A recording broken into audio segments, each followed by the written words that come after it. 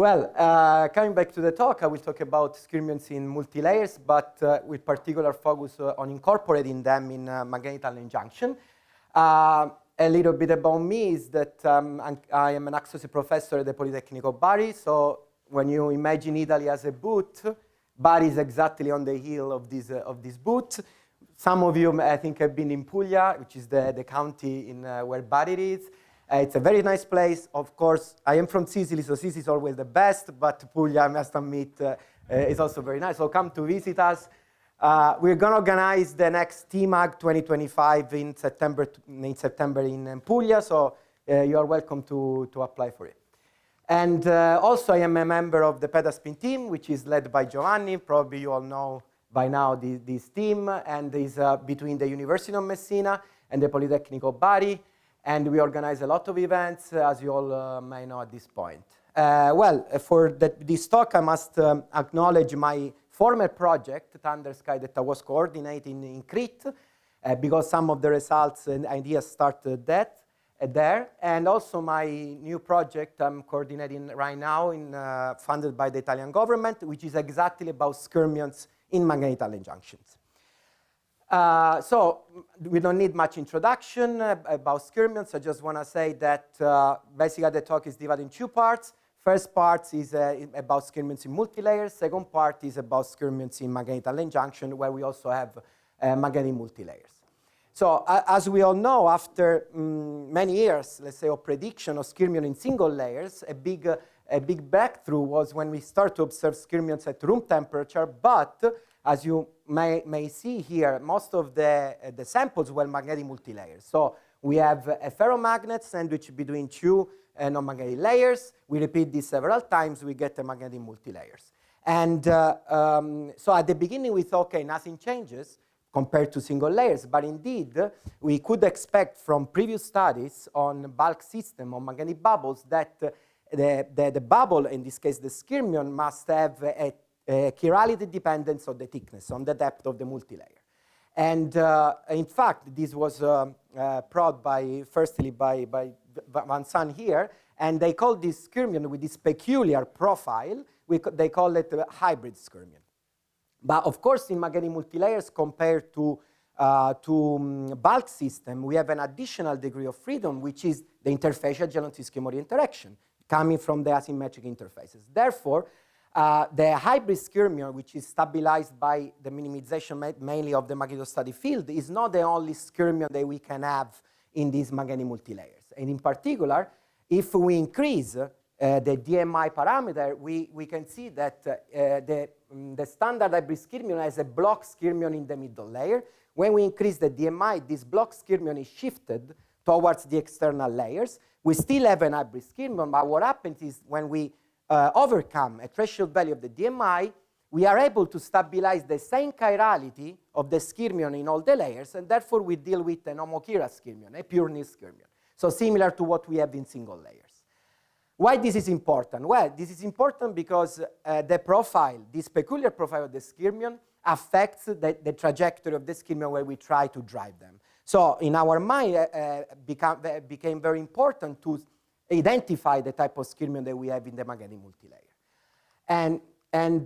Okay, as Van San had done as well, a precise way to do it is to probe the chirality of the domain wall of the skyrmion layer by layer via basically the X-ray. Very nice technique, very precise. But maybe we want to do it in an easier way than going into the synchrotron. So we proposed a few years ago, together with Christos, an approach which is an indirect compared to the X-ray, but still give us an information about the type of skyrmion, and this is based on the first-order reversal curves. We heard today Kai talking about these. Basically, what I want to say is that according to this degree of reversibility, the second-order derivative that has been shown today, if we have a positive and negative region, it's very likely that in the multilayer we have the hybrid skyrmion. Whereas if we have only a positive region, probably we have, or very likely we have, a pure nil skyrmion in our system. And these are results of simulation, but we proved these experimentally with these fork diagrams. And More recently, we propose another way to do it, in this case involve imaging of the field response, out-of-plane field response of skyrmions in our sample. Together we one June basically grew two types of multilayers. Let's say platinum cobalt iridium, which is a high DMI multilayer where we expect to have a pure skyrmion, and tantalum cobalt boron MgO, which is a low DMI multilayer where we could expect to have hybrid skyrmion. Then we study we image the field response of collapsing dynamics, and the high DMI sample, you can see here, we start from skyrmion with, let's say, positive polarity. At zero field, we get labyrinth domains. Then we reverse the field, we break the domains, we get skyrmion with opposite polarity compared to the beginning. This is something that we have already used many times to nucleate skyrmions, and we know it very well. So we have two-phase transition here, skyrmion labyrinth, and then labyrinth skyrmions again. But if we do the same response with the low DMI sample, as you can see here, we start again with skyrmion with positive polarity. But at zero field or small negative field, we still have skyrmions. We don't get any more to labyrinth domains. Then, when we keep increasing the negative field, we still have kind of big skyrmion that start to match each other until we form these big domains. So clearly, between these two samples, there is a huge difference in the type of skyrmion we are dealing with. As I told you, we expect that because of the different skyrmion profile, but to prove that, Eleonora, that was a PhD at that time, performed macromagnetic simulation by using the experimental parameters with our petaspin solver, and we observed that the equilibrium skyrmion for the high DMI multilayer is a pure skyrmion. The one in the low DMI multilayer is an hybrid skyrmion, where you see the block skyrmion is a little bit shifted because of a small value of the DMI. And we perform the collapsing dynamics, the field response also macromagnetically. And you see here we have the two-phase transition, and here we have this skyrmion expansion, let's say. So we prove like this that the different field response is due to the different skyrmion profiles. Why is that? Well, for the pure skyrmion, we know the reason, because there are these two-phase transition. We go from metastable skyrmion to stable skyrmion, and so on and so forth. For the hybrid skyrmion case, which is again a skyrmion dominated by the magnetostatic interaction, we need to probably recall some results about bubbles in bulk system, and we know that when we apply field out-of-plane field to magnetic bubbles, the bubbles respond with the reversible process, so expands or shrinks. And if we increase the field over some threshold values, then we get the uniform state, either minus z or plus z direction. It's exactly the same what happened to the hybrid skyrmion. In fact, we prove that a bubble or a block skyrmion, let's say, in a bulk system undergoes similar collapsing dynamics as the hybrid skyrmion. And finally, macromagnetically, we could study this in a phase diagram in all the parameter space, and we realized that in the majority of the cases, which are this one, there is always a direct connection between the skyrmion profile and the collapsing dynamics. There are only these two regions here where indeed we have mixed behavior, so hybrid skyrmion behaving like the pure skyrmion, vice versa. But in the most of the cases, experimentally also, we can have this direct connection. All right, so now we can, in magnetic multilayers, we have many degrees of freedom. So we can think of more fancy magnetic multilayers. So we got expired by this paper, where the code of the information bit, instead of being with the absence and presence of skyrmion, was predicted to be with two different, well, non-trivial phases, the chiral bobber and the skyrmion tube. But this worked only, as you see here, we have two different contrasts here, but this worked only at very low temperature. So our idea was, okay, can we do this at room temperature? And this was a collaboration with our Swiss friends, where they deposited, let's say, a customized magnetic multilayer that I'm going to show in a bit. What we did was, okay, let's take our standard iron cobalt, I think it was iridium cobalt iron or cobalt platinum here. We call it skyrmion layer. We know that this stabilizes a lot of dense skyrmions, as you see here, that in the MFM, they have, let's say, a small contrast in this moment. Then we add here a ferrimagnet. You see that the contrast doesn't change, meaning that these skyrmions are still only in the skyrmion layer. Now we double the skyrmion layers, and we see that we double the contrast, more or less. So it means that the skyrmion propagate throughout all the thickness of these double skyrmion layers. If we put now a non-magnetic material here, the contrast decreases, meaning that in the tantalum layer we don't have any skyrmion tube. Finally, if we, instead of tantalum, we get back to our ferrimagnet here, we observe two types of contrast. One low contrast, similar to this one, which means that the skyrmion is propagating only in the two skyrmion layers. One contrast which is higher than this one, meaning that necessarily the skyrmion is also propagating into the ferrimagnet. So we have two different skyrmions at room temperature, two different contrasts, and we call this one tubular skyrmion, this one only in the two skyrmion layers, incomplete skyrmion. And this systematic experimental study was then also, well, we performed some macromagnetic simulations starting by the incomplete skyrmion here. We relax the system, we get the incomplete skyrmion. Then we start from the tubular skyrmion in all the layers. We relax, we get the tubular skyrmion. Meaning that with the same space of parameters, we can have the two phases, and therefore we could think of the racetrack memory with these two different skyrmion phases, skyrmion types. Just to mention that again, we can tailor a lot the parameter in multi-layers. And in fact, Van Zandt, I think tomorrow, will talk about the skyrmion cocoons. Also, Peter did something in tailoring the anisotropy in the multi-layer. I was able to observe often there. So basically, these systems are very, very customizable, very promising also for non-trivial topological texture. About our system, then we carried on to study it. We studied depending on the property of the ferromagnet. And we now know exactly how to stabilize the two phases according to the property of the ferromagnets. And what we are doing right now is to study the stabilization of these two phases according to the property of the ferrimagnets. We finished a couple of months ago with the simulation with this phase diagram that matches the experimental results. But why we want to do that? Not just because it's an exercise, okay, systematic studies. No, because now we can think of a simplified system where we don't have anymore one skyrmion layer. We only have the ferrimagnet and one skyrmion layer on the bottom. And we can think of tuning, controlling the nucleation of these two skyrmion phases electrically. How?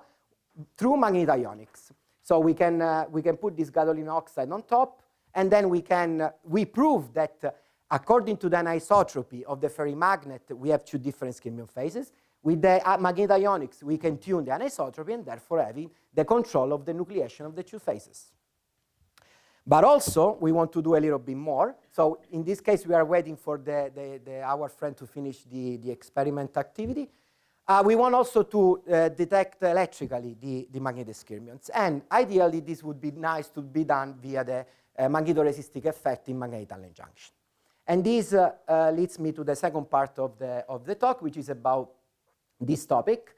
From the very beginning, from the very first paper of Albert Fertu, we always thought that the best way to detect the signal from skyrmion electrically is the TMR, right, in a magnetic tunneling junction. However, there was some difficulties in building efficient magnetic tunneling junction. In fact, many of the papers in the past years measured the electrical signature via the anomalous Hall resistance. And as you see here, this is an example. That's very nice. However, the signal from this technique is very small. So we need to go to the magnetoresistance in magnetic tunneling junction. And the first attempts were in 2019, where actually they measured the TMR of 10% of a skyrmion, but at 4 Kelvin only. Then there was another paper, still in the same year, where they managed to switch to switch the skyrmion, from skyrmion to uniform and vice versa, by a voltage control magnetocrystalline anisotropy.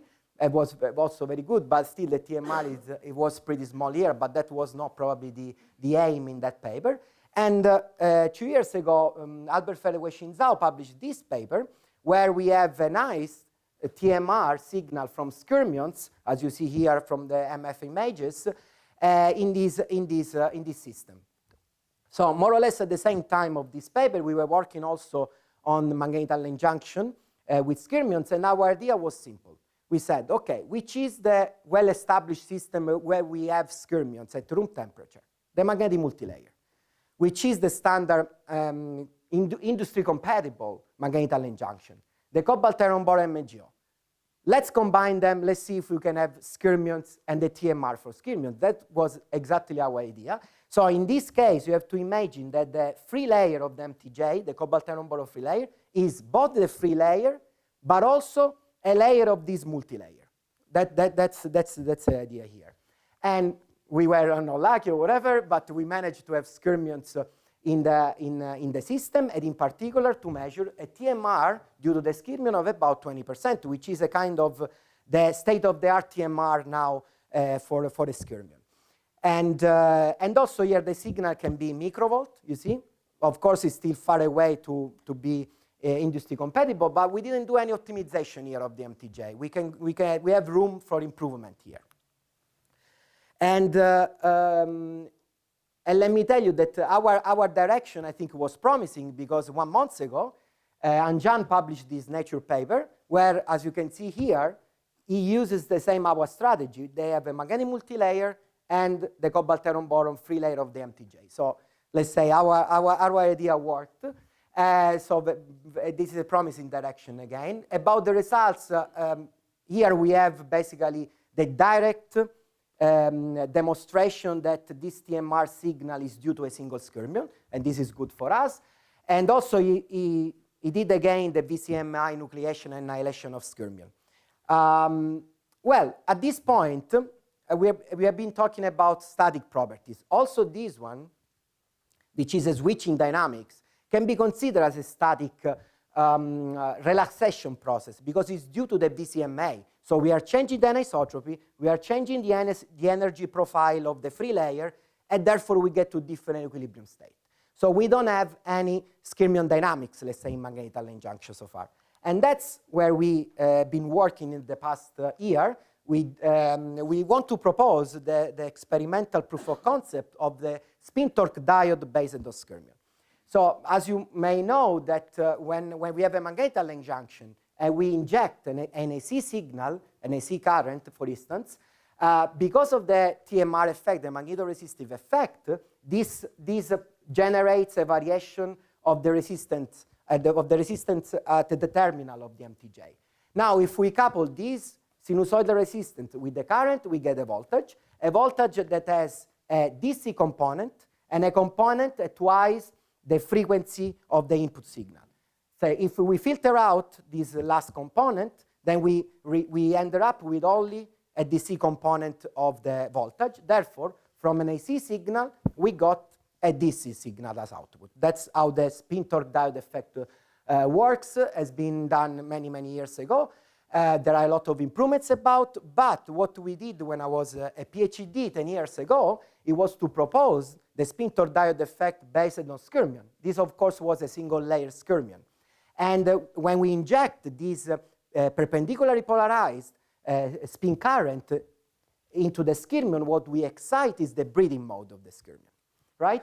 So because of this breathing mode, then we have magnetization dynamics and DC voltage. So we had to wait a little bit, like these 10 years, but this month, actually, we submitted this paper in collaboration with Zhongming Zheng and Wanjun Zhang, where, again, we grew this magnetic lane junction where we have the multi-layer, a Skyrmion layer, the cobalt iron boron free layer, and so on and so forth. It's a perpendicular MTJ. In the thin film, you can see that you can stabilize Skyrmions, these isolated Skyrmion here and there. We started MTJ with diameter lower than 300 nanometer. Then, since here we have Skyrmion roughly with the diameter 215 nanometer, we decide to focus our attention on this magnetic lane junction of 270 nanometer. And then we inject the AC current. And we can read the TMR as a function of the magnetic field. As you see here, it's not as straight as you expect for a perpendicular material, but we have this intermediate state, which is, of course, due to magnetic skyrmions. And also, as you can see here, the signal does not saturate here, but it goes down, it drops. And this is a signature of also pinel layer dynamics, magnetization in the pinel layer.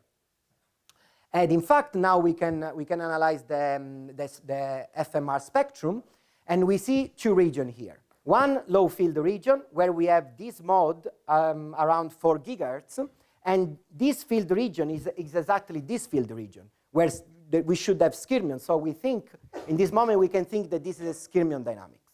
And then we have this high field region, where we have two modes, one high frequency mode here, and one low frequency mode here. And in this case, for this field region, we are in the antiparallel state of the magnetic lane junction. So pinel layer and free layer are opposite, meaning that this must be dynamics of the free layer, which is parallel to the external field, and this should be the dynamics of the pinel layer, because it's anti-parallel to the direction of the field. These are the rectification curves, so we fix the field, and then we change the frequency. As you see, a nice peak for all the modes. So how do we understand who is generating this mode? Well, one experimental way was to grow an MTJ without a multilayer, so standard MTJ. Then when we do the same measurement, first of all, in the hysteresis, we don't see any more intermediate states, meaning that we don't have skyrmions here, it's just uniform. And also, in the FMR spectrum, we don't see any 4 gigahertz mode anymore. So this is an indirect proof that before we had the skyrmions. And of course, we can perform also micromagnetic simulations. 2 minutes, I think. Yeah, OK, thank you. So in a different study that we submitted a few months ago, we know very well, let's say, the frequency response of skyrmions in multilayers. In particular, hybrid skyrmions has a frequency of the breeding mode due to the perpendicular polarized current sub-gigahertz. And while in pure nil skyrmion has this 4 gigahertz frequency. And by the way, this can also be used to identify the two different types of skyrmions. So we suspect that in our system, we should have a pure nil skyrmion. However, the DMI was not that high to promote that type of skyrmions. So we need to do a bit of systematic study with the simulation, and the key ingredient was to use different parameters for the pinel layer, the free layer, the multi-layer. By tuning all these parameters properly and also extract from the experiments, we have a pure nil skyrmion and with this type of frequency. Also, to identify the pinel layer dynamics, we need to have a torque also in the pinel layer. So we did a little bit of modeling, adding also the spin transfer torque in the pinel layer. So we were able to simulate completely the MTJ from the SAF on the bottom, the pinel layer, free layer, and all the multi-layers here. And when we do our micromagnetic FMR, you see matching like very well, an excellent match between the experiment and our simulation. And in particular, we could prove that this mode is due to the breeding mode of the skyrmion. This is the free layer, and this is the pinel layer. In simulation, we see all this. And also the rectification curves. I just want to finish saying that the frequency response of skyrmions has been done, also Vincent did it, and Jovu, but with an in-plane AC field. So with an in-plane AC field, we cannot excite the breeding mode. In fact, the only example that we have of breeding mode in experimental samples at low temperature in Bari crystal. This is 2021, but there are also few papers before this year. So we believe that also we demonstrate a technological advancement of skyrmion-based devices, but also a fundamental discovery of the excitation of the breeding mode at room temperature. And with this, I thank you for your attention. I leave you the summary conclusion here.